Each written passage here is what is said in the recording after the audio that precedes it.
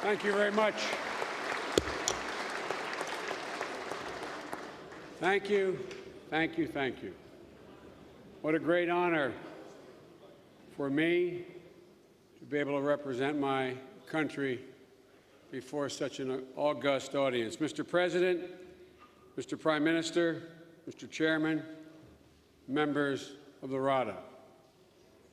Ladies and gentlemen, I am deeply honored to be invited to speak to you today at a moment marked by great opportunity as well as great uncertainty for the people of Ukraine. The stakes for your country and the expectations of your people have never been higher, because Ukraine, as you know better than I, has been here before. In the West, as here, we remember the Orange Revolution. Young men and women who filled the Maidan a decade ago, demanding that their voices and their votes both be respected. They refused to back down in the face of rigged elections, and they succeeded. But as history tells us and shows us, and as we know, Ukraine's leaders proved incapable of delivering on the promise of democratic revolution. We saw reforms put in place only to be rolled back. We saw oligarchs uninterested in change ousted from power only to return. Reformers persecuted, thrown in prison as political retribution, and the bright flame of hope for a new Ukraine snuffed out by the pervasive poison of cronyism, corruption, and kleptocracy. Nearly a decade later, that flame of hope was reignited by thousands of brave Ukrainians, some of you in this room, storming the Maidan, demanding a revolution of dignity. The world was transfixed. This time, they were not going to be denied the future that so many of your country have longed for so long. And the world was horrified when peaceful patriots were met by violence. They stayed in the Maidan day and night, facing down the Berkut in riot gear. For the first time since the Middle Ages, the bells of St. Mary raised the alarm, calling the citizens of Ukraine to reinforce their brothers and sisters on the Maidan. Tens of thousands heeded the call, bringing with them food, clothing, blankets, medical supplies, and their support. As the world watched, and I was literally on the phone with your former president, urging restraint. As the world watched, the final assault came. Amidst fire and ice, snipers on rooftops, the Heavenly 100 paid the ultimate price of patriots the world over. Their blood and courage, delivering to the Ukrainian people a second chance for freedom. Their sacrifice, to put it bluntly, is now your obligation. You have a historic opportunity to be remembered as the Rada that finally and permanently laid in place the pillars of freedom that your people have longed for, yearned for so many years. I need not tell you, this is a joint responsibility. The President, the Prime Minister, the members of this august body, All of you must put aside parochial differences and make real the revolution of dignity. My country, too, was born of revolution, but the battle for our independence was underway well before the first shots were fired. It began when men of conscience stood up in legislative bodies representing every region, what was then colonial America. Massachusetts, Pennsylvania, Virginia, very different interests, and declared in each of their regions the inherent rights of free people in different documents, in different language, but the inherent right to be free.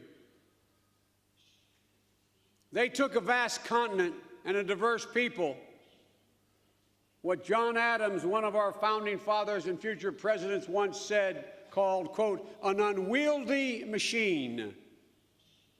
And they molded that unwieldy machine into a united representative democracy where people saw themselves as Americans first and citizens of their region second.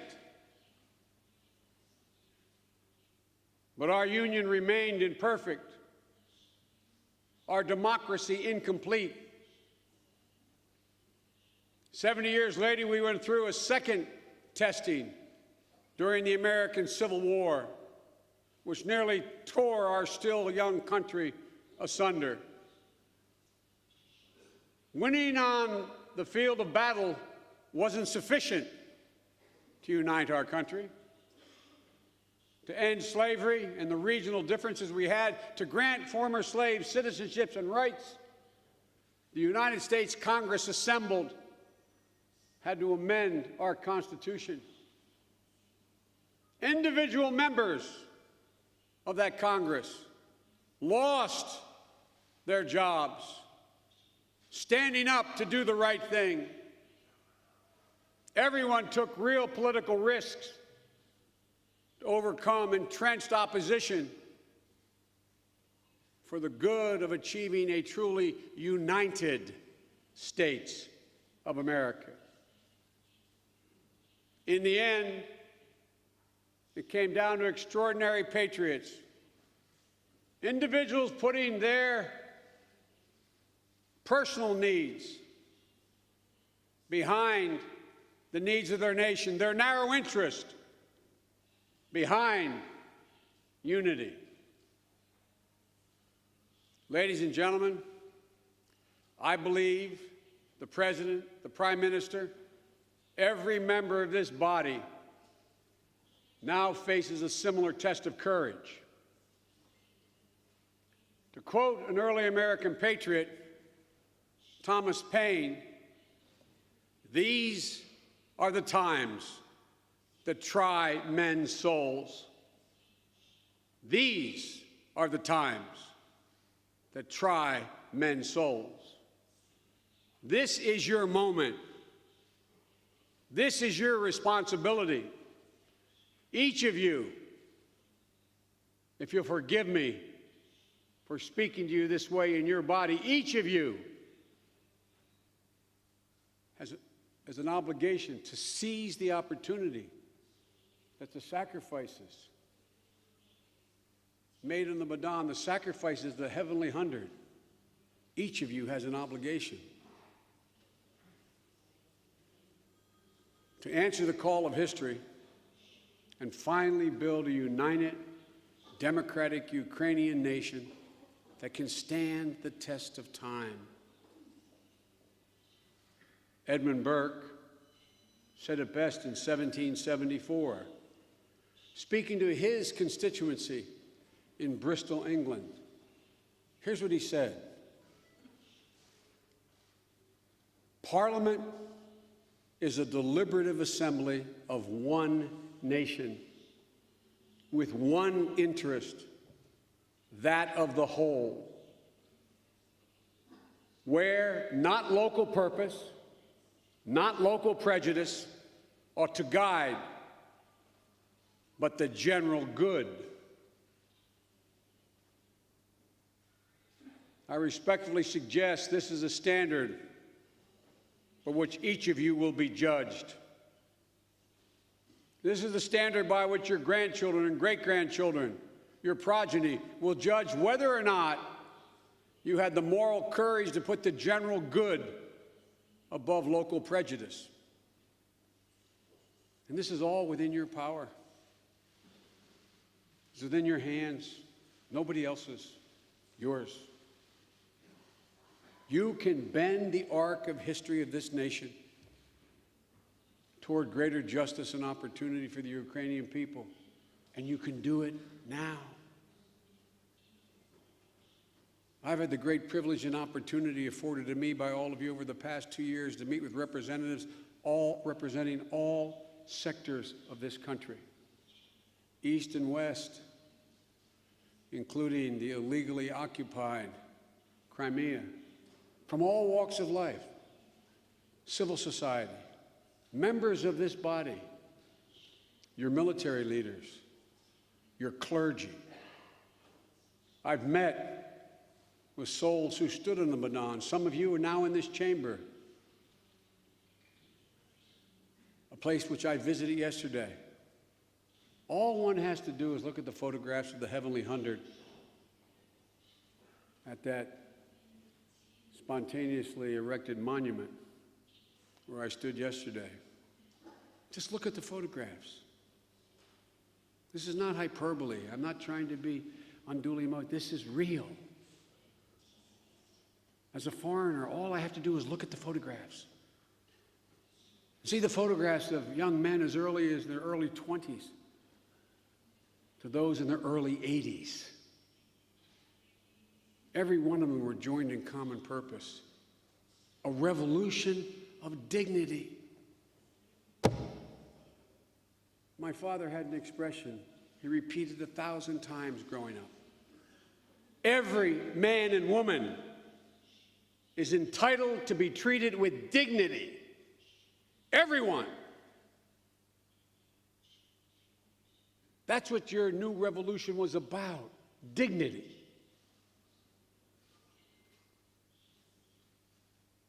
And those martyrs still give voice to the timeless ideals and the timeless ideas, the universal values that unite free people all around the world.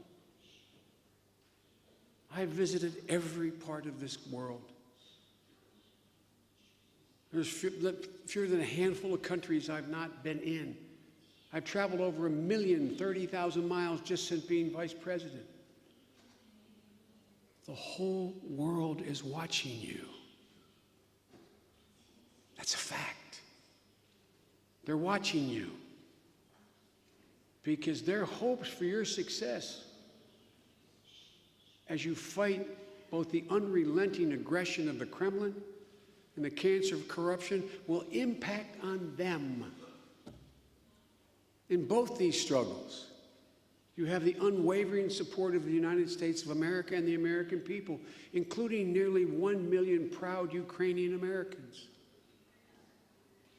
You have the united support of Europe, Western, Central, and Eastern Europe, all invested in your democratic success, because your success goes to the heart of an enduring commitment to a Europe whole, free, and at peace.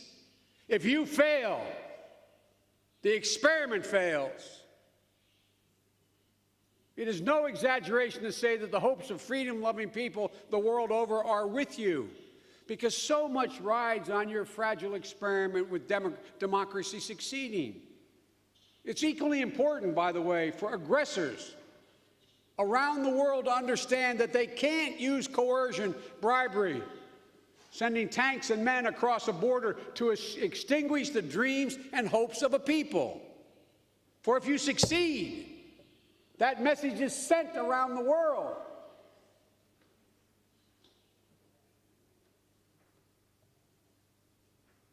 The president asked me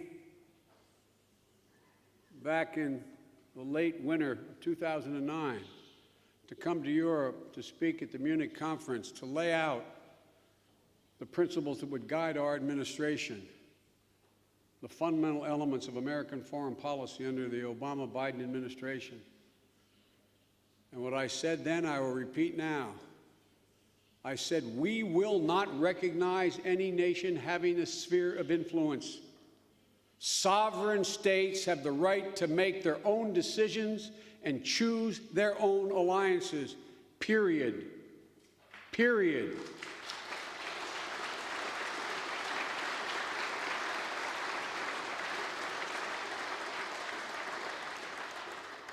In the 21st century, nations cannot and we cannot allow them to redraw borders by force. These are the ground rules. And if we fail to uphold them, we will rue the day. Russia has violated these ground rules and continues to violate them. Today, Russia is occupying sovereign Ukrainian territory. Let me be crystal clear. The United States does not, will not, never will recognize Russia's attempt to annex the Crimea. It's that sane, that simple.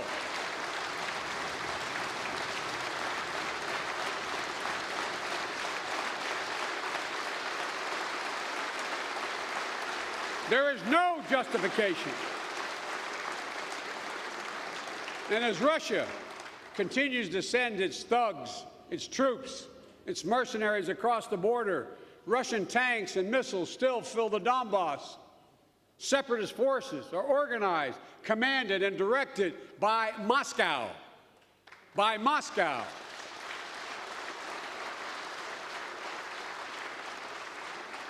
So the United States will continue to stand with Ukraine against Russian aggression. We're providing support to help and train and assist your security forces. And we've relied on and rallied the rest of the world to Ukraine's cause. I have spent hours, as the President has, talking to heads of state in Europe and around the world, making it clear that one of the tests for whether or not they are our ally is, are they allied with your purpose? America and Europe now stand together, united in our commitment to impose tough economic sanctions on Russia. And while Russian aggression persists, the cost imposed on Moscow will continue to rise. The false propaganda that the Kremlin is disseminating in an attempt to undermine Ukraine and fracture Europe's resolve will not work. No one should mistake saber-rattling and bombast for strength. Let me say that again. No one should mistake saber-rattling and bombast for real strength. We're taking steps to bolster Europe's resilience to Russian coercive tactics. We are strengthening NATO as I speak, improving energy security as I speak, and attempting to help spur an economic revival throughout Europe. The United States and Europe will maintain pressure until Moscow fulfills its commitments under the Minsk Agreement. While there has been some progress in de-escalating the violence, there can be no sanctions release unless and until Russia meets all of its commitments under the Minsk Agreement.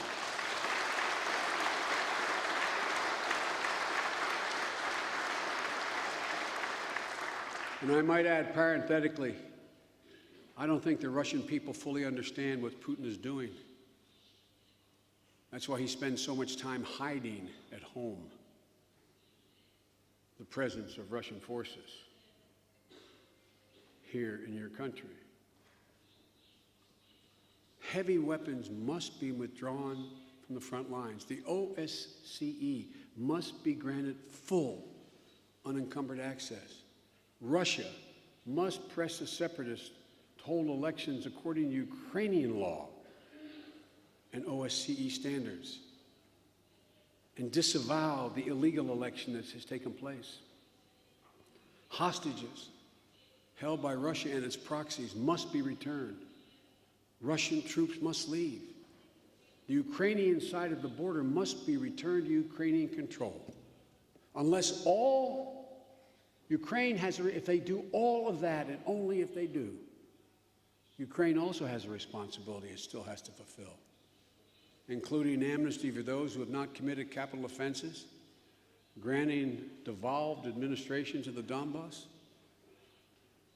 But we've made it clear to Russia and the world that continued delay and foot-dragging is unacceptable. That includes elections in the Donbass. They can only go forward as stipulated under the Minsk agreement. Full access to the media must be provided. Ukrainian political parties allowed to compete openly. Full and unobstructed OSCE election monitoring. Full voting rights for the people displaced from their homes in the Donbass and living elsewhere in Ukraine. And all weapons contained and kept under OSCE supervision. That only happens if Russia lives up to its commitments, if Russia does its part. If it does, then you must follow through with yours, because this is the best chance to keep Donbass in Ukraine, end the conflict, and begin restoring Ukrainian sovereignty and territorial integrity. It's hard. There's nothing easy about what you have to do. There's nothing easy. The pressure you will all get will be immense. I'd like to also speak directly to the people in the Donbass. The alternative to what I just said is to continue to live under separatist thugs, criminals who deny humanitarian aid, keep out organizations like Doctors Without Borders, stealing life-saving medicine to sell on the black market. That's not a future. That's not a future I believe any Ukrainian wants for their children. That's why the Minsk agreement needs to be implemented in full. And a truly free and fair elections are exactly what the Kremlin fears the most. It's not just your territory they cover. It's your success that they fear. For if free elections occur, and the people determine, as I'm confident they will, that they want to remain an integral part of Ukraine, that they are Ukrainians first, that's what Russia fears. That's what Putin fears. But as all of you know, the struggle for Ukraine's freedom is not confined to the battlefields of the East. Constitutional reform that includes judicial reform and decentralization does not compromise your sovereignty. It enhances it. It's an important step to building a strong new nation, and it's important for the Ukrainian European future. This issue of federalism was the thing that almost prevented our nation from coming into being. Autonomous, independent states, the determination to have their own police forces, their determination to have their own education system, to have their own government under a united constitution. But in addition, you also have a battle, a historic battle against corruption. Ukraine cannot afford for the people to lose hope again. The only thing worse than having no hope at all is having hopes rise and see them dashed repeatedly on the shoals of corruption. And if the people resign themselves to exploitation and corruption for fear of losing whatever little they have left, that would be the death knell for Ukrainian democracy. We've taken so many critical steps already, but all of you know there's more to do to finish this race. Not enough has been done yet. As the Prime Minister and the President have heard me often say, I never tell another man or another nation or another woman what's in their interest. But I can tell you, you cannot name me a single democracy in the world where the cancer of corruption is prevalent. You cannot name me one. They are thoroughly inconsistent. And it's not enough to set up a new anti-corruption bureau and establish a special prosecutor fighting corruption. The Office of the General Prosecutor desperately needs reform. The judiciary should be overhauled. The energy sector needs to be competitive, ruled by market principles, not sweetheart deals. It's not enough to push through laws to increase transparency with regard to official sources of income. Senior elected officials have to remove all conflicts between their business interests and their government responsibilities. Every other democracy in the world, that system pertains. Oligarchs and non-oligarchs must pay by the same rules. They have to pay their taxes, settle their disputes in court, not by bullying judges. That's basic. That's how nations succeed in the 21st century. Corruption siphons away resources from the people, it blunts the economic growth, and it affronts the human dignity. We know that. You know that. The Ukrainian people know that. When Russia seeks to use corruption as a tool of coercion, reform isn't just good governance, it's self-preservation. It's in the national security interest of the nation. Russia is trying to undermine the stability and sovereignty of Ukraine any way they can, including squeezing Ukraine financially, trying to undermine your economy. They view that as a cheaper way than sending tanks across the line of contact. So Ukraine must be strong enough to choose its own future strongly, strong defensively, strong economically, with a strong system of democratic governance. The United States is with you in this fight. We understand we're with you afar. It's much harder for you than it is for us. We've stepped up with official assistance to help backstop the Ukrainian economy. We've rallied the international community to commit a total of $25 billion in bilateral and multilateral financing to support Ukraine. It includes $2 billion in U.S. loan guarantees and the possibility of more. Yesterday, I announced almost $190 million in new American assistance to help Ukraine fight corruption, strengthen the rule of law, implement critical reforms, bolster civil society, advance energy security. That brings our total of direct aid to almost $760 million in direct assistance in addition to loan guarantees since this crisis broke out. And that is not the end of what we're prepared to do if you keep moving. But for Ukraine to continue to make progress and to keep the support of the international community, you have to do more as well. The big part of moving forward with your IMF program. It requires difficult reforms, and they are difficult. Let me say parenthetically here, all the experts, from our State Department and all the think tanks, and they come and tell you that, what you should do is you should deal with pensions. You should deal with, as if it's easy to do. Hell, we're having trouble in America dealing with it. We're having trouble. To vote to raise the pension age is to write your political obituary in many places. Don't misunderstand that those of us who serve in other democratic institutions don't understand how hard the conditions are, how difficult it is to cast some of the votes to meet the obligations committed to under the IMF. It requires sacrifices that might not be politically expedient or popular, but they're critical to putting Ukraine on the path to a future that is economically secure, and I urge you to stay the course as hard as it is. Ukraine needs a budget that's consistent with your IMF commitments. Anything else will jeopardize Ukraine's hard-won progress and drive down the support for Ukraine from the international community, which is always tenuous. It's always tenuous. We keep pushing that support. The Ukrainian people have long struggled to direct their own destinies, to carve out a place besides the mighty Dnipro, to claim their own identity, proud and distinct.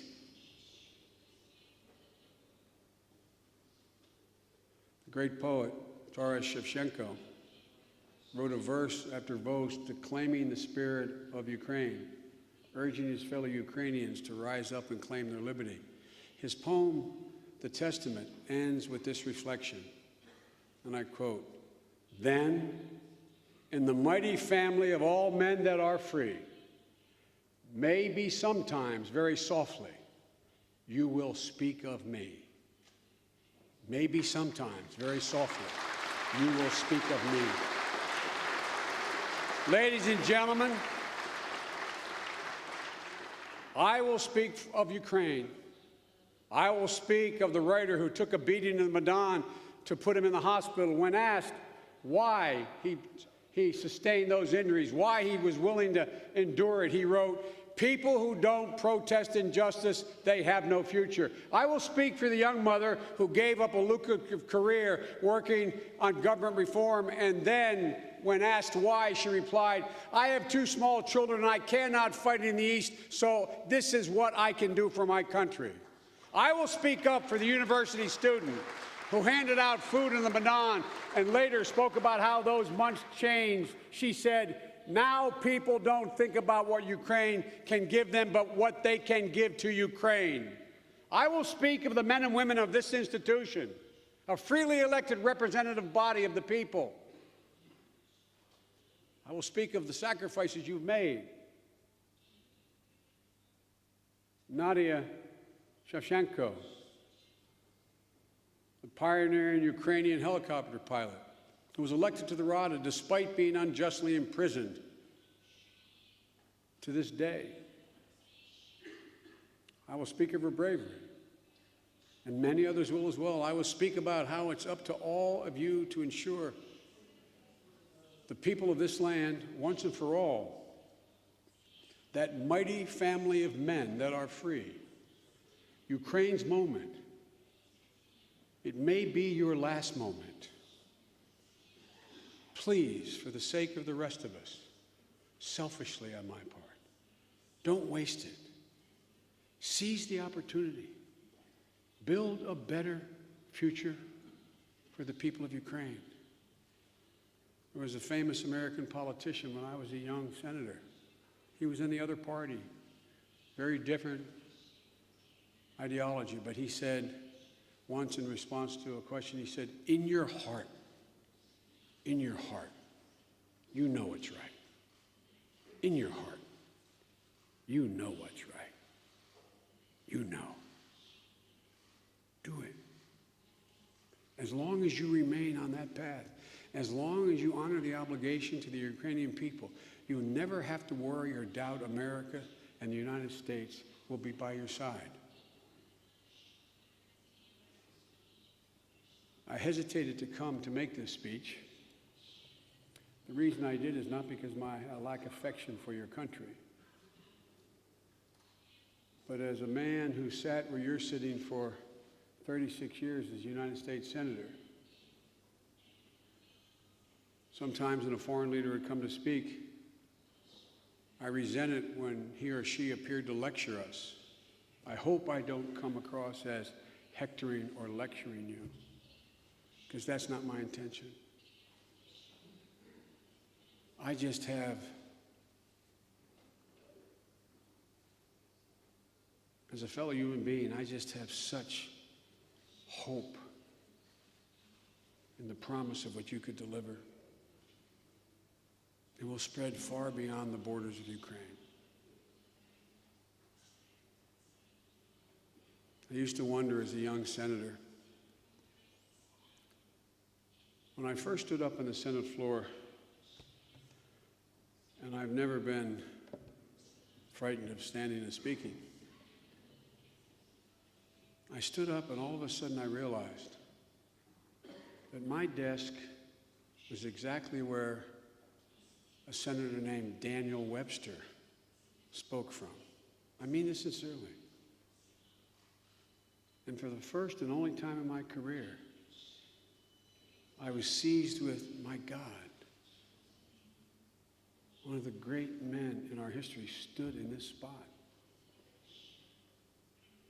And I wondered, what would it have been like to be in that first Congress that gave us our freedom, created what I consider to be a great and decent nation? Well, that's where you are. It's not hyperbole.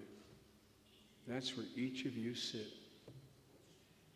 If you succeed, you will be the founders of the first truly free, democratic, united Ukraine. An awesome responsibility, but what an incredible opportunity to serve your country. Thank you so much for this opportunity to speak to you today. May God bless our two great nations, and may God protect our troops. Thank you.